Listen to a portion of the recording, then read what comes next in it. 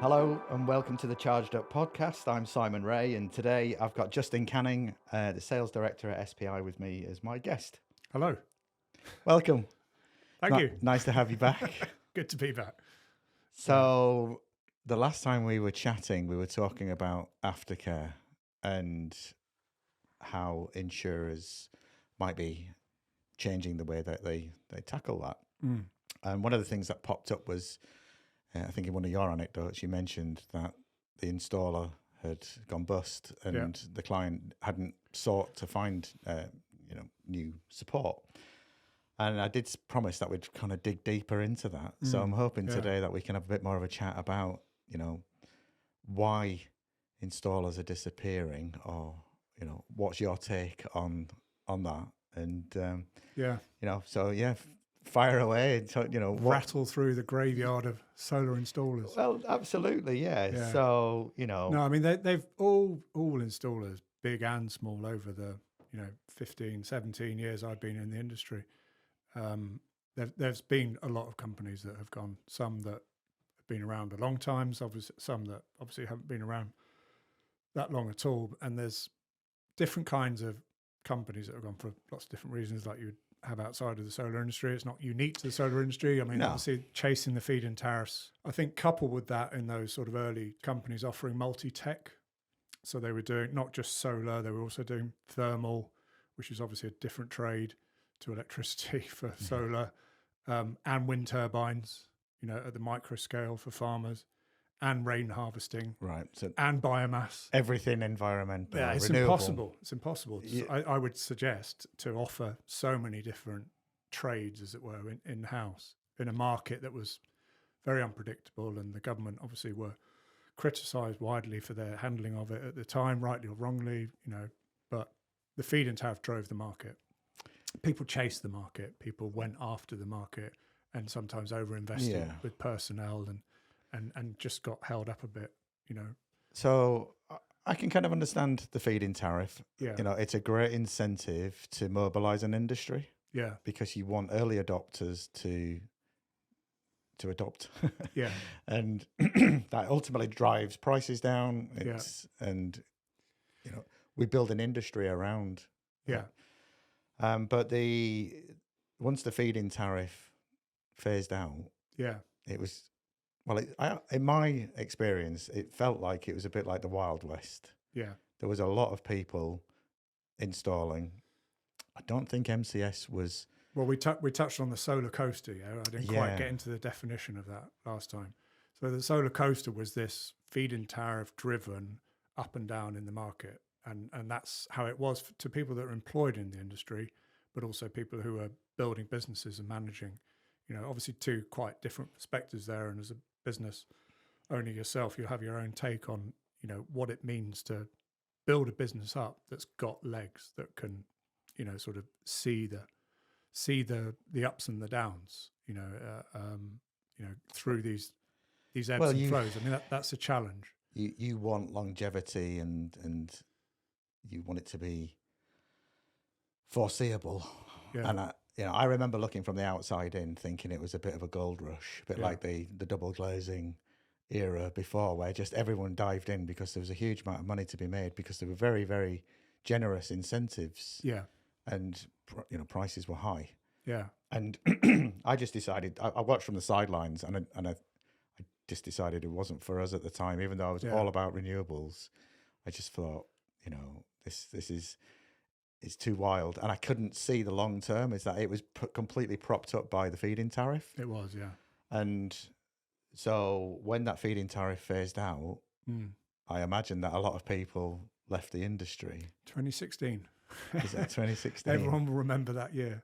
Yeah, no, I remember I was working for a manufacturer at the time, and they called us up and they said, due to the recent announcement, we're having to lay off staff. So it just fell off a cliff. It just fell off a cliff. There was no subsidy. That was literally the end of the subsidy. There'd been a small subsidy for a number of years before that, and then that was literally the end of the subsidy in 2016. So the industry was cut to size somewhat. A lot of people lost their jobs and livelihoods, but from that base, the industry's built up since then. It's on much more solid foundations. But there's still ebbs and flows in the industry because of the price of electricity. Now that's what drives the the demand in the solar sector. Now it's the cost of electricity, which has replaced the subsidy to an extent, because we've now got quite relatively high electricity prices compared they've to shot right up, 10, they? 15 years ago. Yeah, Tripled. Yes. In some cases. So it means the economics work. But we've also seen prices come down massively. So you've got the economy of scale, and obviously you have China pumping out huge amounts. But it's a much more sort of effective way of managing demand and supply, isn't it? When we had the Feed-in Tariff, the government wasn't quick enough to bring the Feed-in Tariff in line with the module costs, which were plummeting off the back of China, expanding its manufacturing. I was working for a panel manufacturer back then, and I was selling to a distributor, and we couldn't keep up with the price drops that were coming through, and the market couldn't keep up. So everyone was thinking, we've got to try and keep up with this. And that was what was really driving the industry to sell as much as they could, as quick as they could, to try and take advantage of all these opportunities that are out there. So it was a false scenario. And now what we've got is it's a much more market-driven scenario where, the industry will slow down if the price of electricity comes down. We think it's probably going to ebb and flow, sort of between 20 and 30 pence or whatever, where it is at the moment. There's going to be a natural, ebb and flow, which is it feels easier for the industry, and it should be possible for business owners to manage a business 6, 12, 18 months. Yeah, definitely. I mean, decades ahead. There's a huge opportunity, especially when we see gas and electric pricing decoupled. Again, well, that's another story again about maybe grid services and one to chat about later. one for later. Yeah, but it feels very much like we're in a second generation or a second wave now. That the industry is much more stable. Yeah. Manufacturers have been going for, those that survived have been going for a long time now. Yeah. There's still some new players in the market. Yeah. And I think we need to be a little bit cautious about that, purely because they haven't been through any failure cycles. Yeah. And if one goes, then all their kit goes. And, we're seeing. Well, the difference now, that risk is in the inverter space, because we've got new tech coming out in the inverter space all the time, haven't we? And less on the panel side. I think panels are... all the chat used to be about panels. And, 10 and years ago, and you'd have two inverters, either SMA or Fronius. Yeah. And that was it. Now they don't really get a look in. And all these hybrid technologies and all the ecosystems that the inverter manufacturers are creating, that's what we all talk about now. Although I've heard that SMA are coming back. Yes, I did hear that as well. So we'll keep an eye on that. Yeah. But I think panels seem to have reached a plateau almost. There's a very marginal gains each iteration now. They're finding it difficult to differentiate themselves. Yeah. And I know that, we don't tend to spend a huge amount of time on panels, which if it's MCS approved, it's picking the right panel to fit the system design. And there's a lot of reasons why you need high, low efficiency, availability, cost point, all that. And you should have the confidence to work with the options that you've got out there, rather than just go with the same supplier all the time, I would say. Yeah, so and I don't think it really matters if a panel manufacturer leaves the market. Apart from there's a visual impact. Yeah. And potentially some technical in string voltages and things like that. But it's not catastrophic, because you wouldn't be expecting panels to fail unless they've damaged. And they're so cost effective now. And reliable. So failure rates are so low. I think that in itself is probably an area that we don't really need to delve into much deeper.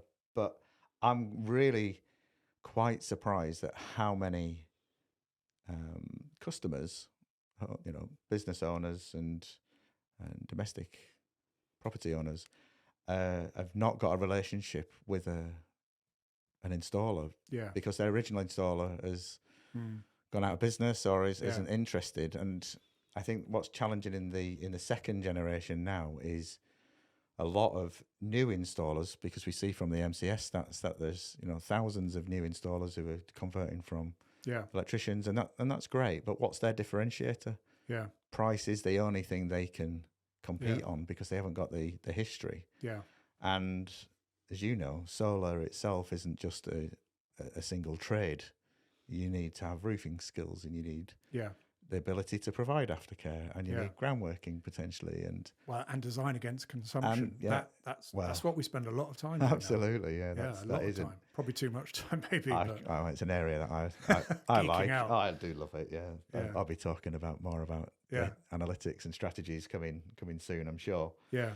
But I think what's kind of concerning for me, though, especially with the news recently from Give Energy, you know, thousands and thousands of installations, very current, all still under warranty, and now that's just disappeared. I just don't think there's anything unique about that story apart from the fact that it's happened again. But that's going to happen outside of the solar industry. It's going to happen when companies are chasing the market. You know, they've got very popular, they've got very successful. How did they drop the ball? I just don't understand it. How have they got themselves to a point where they've not been able to just capitalize on their brand? It's very frustrating. That company I mentioned in the last podcast that I used to work for, and you know they were around since the early 2000s. Doing heat pumps. They were well respected in the industry, biggest name in the industry for doing that technology. Yeah, that was. Let's talk about. I think there's a couple of reasons why businesses leave the market. Yeah. Right. It's no longer profitable, and their business model doesn't work. So they've either unwilling to change, or they are unable to change. Yeah. And I think, as you were saying about your previous employer. Yeah, I think if they're chasing the market, that's one thing. But if you're capitalizing on your popularity, in the case of Give Energy, we don't know the inside story, what happened there. They were taken over. There are new management. I've seen that happen myself as well. New management come in, they take over a business. They don't have necessarily any industry experience, and they don't know the industry. Was still quite a small industry. I think it'll come out in time. I have opinions. I'm usually pretty opinionated. Opinion away. I don't have enough facts to be able to sort of back it up at the minute. Or a lawyer sitting in the background. But it's not helpful to just hypothesize. No, I think it's it's just a damn shame. Do you know what I mean? Like Give Energy was a good company. They're making good tech. Yeah, it is, but it's a shock, and it's a wake up call for everybody. When everybody says you should pick a company that you can trust and that is going to last the course. Yeah. Give Energy would meet the criteria if you were going out to tender. But that technology will still work. Yeah. The customers still get a product that's going to work for them. The monitoring, there's a company. Well, Give Energy Software Limited now. So I think that's a really good. And customers should feel like they can call up a local installer to say, I've got a Give Energy system. What do I do? And if they want their hand holding, they want to be taught through it. We're more than happy to, help them out with that. As an industry, I think we have to take that responsibility. I think so. I do have quite a lot of compassion for the installers. All that risk, where they're still in warranty and they're still liable. Yeah. I haven't had enough conversations there, but I know that's an area that, anything we can do to help, we should. Yeah. And I know we can do things to mitigate it happening again. And when we're looking and evaluating manufacturers, we're looking for longevity. But you've got the end user still to consider. And I think, our viewers are going to be interested in understanding, what are the takeaways from this? How, if they're making a decision about a new system, how do they evaluate one installer's offer from another, and whether it's not just price, but the kit that you're offering, is it supported in the long term, and does it have a track record? Yeah. I think that's really important. Yeah. I also think that lowest price is a very difficult metric to be making a decision on. Yeah. Because aftercare, if you want somebody to come back, they've got to price that cost into the system. And if you're pricing that in versus somebody who isn't pricing it in, I think you've got to be really, really clear that asking the question, have you priced to come back?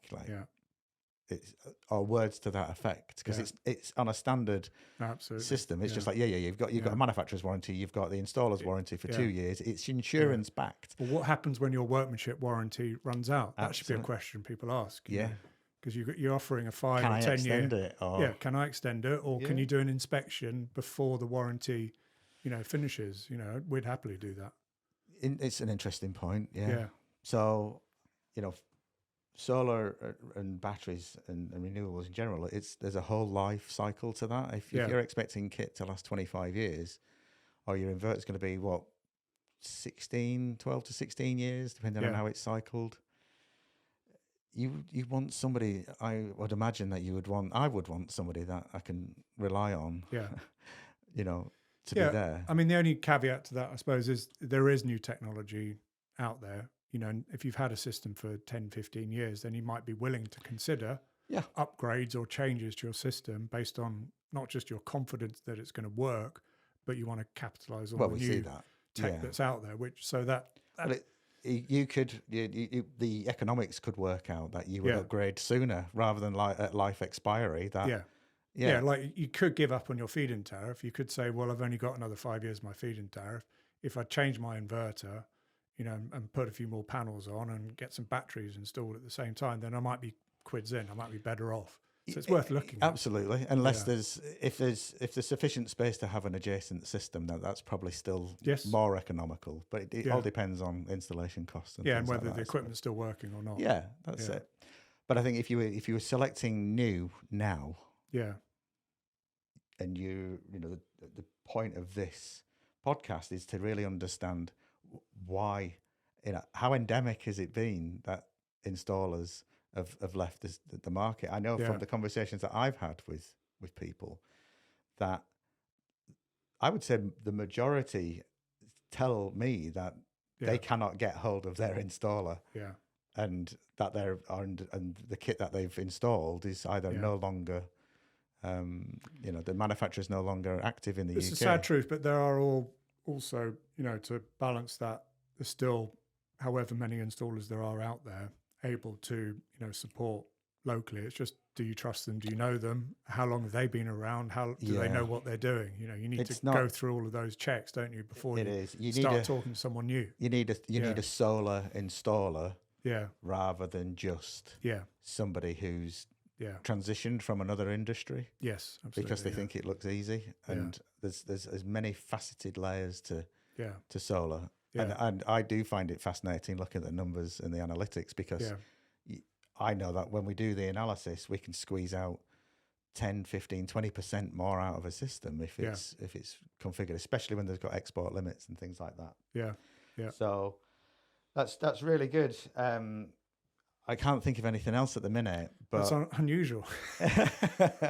Yeah, that's right. Well, I'm under strict instructions to keep to time. So, but thanks very much for coming in again. Thanks for having me. Yeah, and it's been a pleasure. And we'll have to have a little think about. I don't think we've got a segue onto the next one. So. No, but we're working on that.